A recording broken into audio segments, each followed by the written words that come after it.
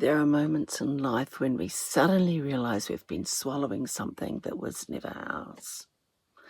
A belief, a certainty spoken with authority, a story we inherited without any question. And one day your body lets you know the truth. This is poison. Not because you're broken, not because you're weak, but because some part of you is finally ready to release what was never yours to carry. When the venom archetype appears, it's not about blame, it's about recognition. There's something you've been ingesting, words, memories, judgments, someone else's certainty that's been quietly corroding at your sense of worth. And today, you're ready to spit it out. Most poison doesn't show up as hatred. It arrives in the form of absolute certainty. And certainty is seductive. My mother told me as a child that fennel was poisonous. So I avoided it. I believed her for 30 years. She spoke it with such certainty. And because I trusted her, because I was 3 or 4, I swallowed her truth whole. And my partner once told me with absolute authority that Douglas Adams's meaning of life is 42 was actually a secret ASCII code for the asterisk, the wildcard of the universe. She believed it, so I did too. Neither were true. But here's the thing. It wasn't the lie that hurt me. It was a part of me that didn't know how to question it. That part of me kept eating from the tree because I trusted the hands that offered it. And maybe you've done the same. The real venom isn't the lie they told. It's the voice that rises inside and whispers, "How could I be so stupid? I should have known better. This means something about me." That is the toxin. That is what corrodes your softness. That is what keeps you bound. The scammer isn't the person who misled you.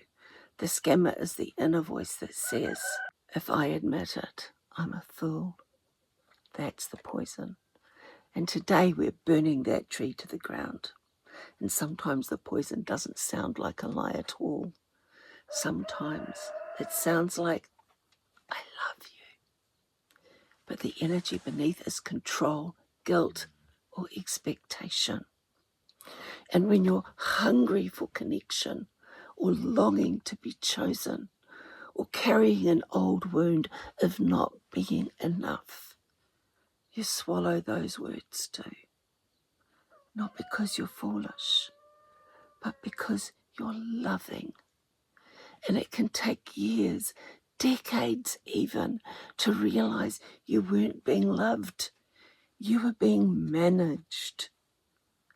And that's poison too.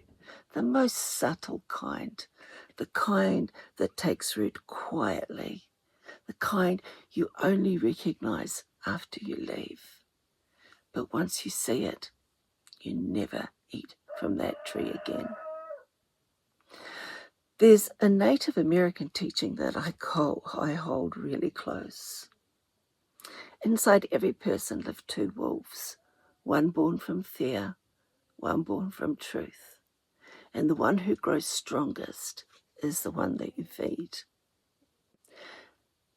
Every time I believe someone else's certainty over my own knowing, I wasn't just swallowing their poison, I was feeding the wrong wolf. I was starving the wolf of my own sovereignty, the wolf who knows, the wolf who remembers, the wolf who says, your truth matters, your body knows, your spirit knows. When you feed the poison, the fear wolf grows. When you forgive yourself, the truth wolf lifts her head. that everything changes. For most of my own life, I kept eating fruit from the wrong tree. People I loved spoke with such certainty that I handed over my discernment and silenced my own intuition, not because I was weak, but because I was loving, because I trusted them. And the turning point wasn't when I realized they were wrong. The turning point was when I could finally whisper, I forgive myself for believing that wasn't true. That was the moment the poison stopped spreading. That was the moment the wolf of sovereignty finally had something to eat. Healing begins the moment you tell the truth. I believed them, it hurt me, and I still chose me. You don't need to confront the past. You don't need to rewrite the story. You don't need them to apologize. Your power returns the moment you stop swallowing their certainty and start trusting your own. Venom dissolves when love returns inward. Now place a hand on your heart and one on your belly, on your lower belly. Feel this beautiful body that you live in, the body that never lies.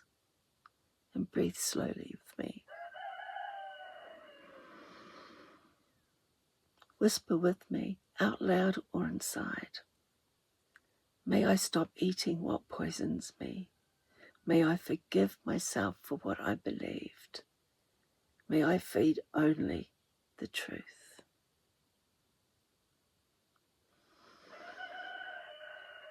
And type below so I can anchor it with you. Today I release every untruth I swallowed in innocence. I forgive myself for believing what wasn't mine. I feed the wolf of truth and I return to myself. Notice the softening. That is the antidote. From today forward, when a lie enters your mind, don't argue with it, don't fight it, don't swallow it. Just say, I don't eat from that tree anymore. And turn towards the wolf who remembers your truth. If you're in a season where you're unlearning old certainties, where you're spitting out old poison, where you're reclaiming the thread of your own truth, this is the work I do in unbinding the threads. It's where we walk together out of the old stories and into your sovereignty, not by force, not by pressure, but remembering who the truth was always trying to grow into you. May you forgive yourself gently. May you recognize the poison for what it was. May you remember the wolf who knows your name. And may you feed the truth until it's the only thing that lives in you. You are not a fool. You are a flame, and you are returning to yourself. Let's take another look at this card.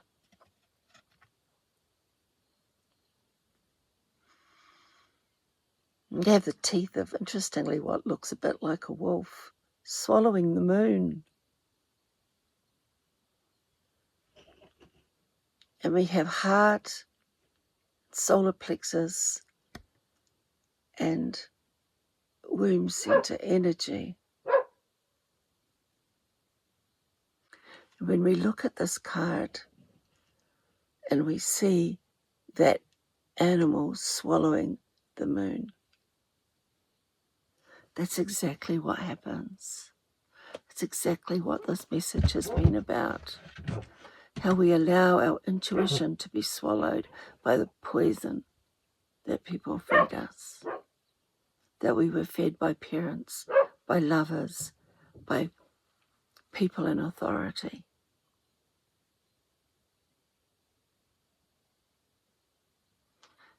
Go back and do the activation again.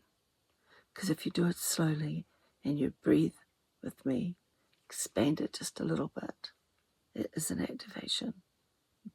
They keep doing this to me.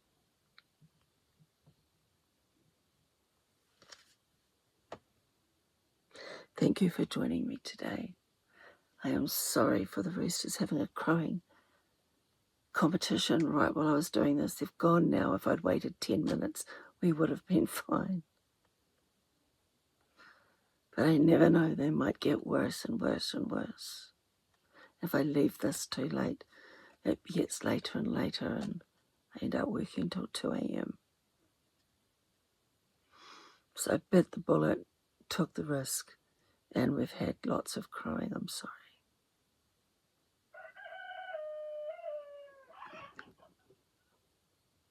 You are not a fool.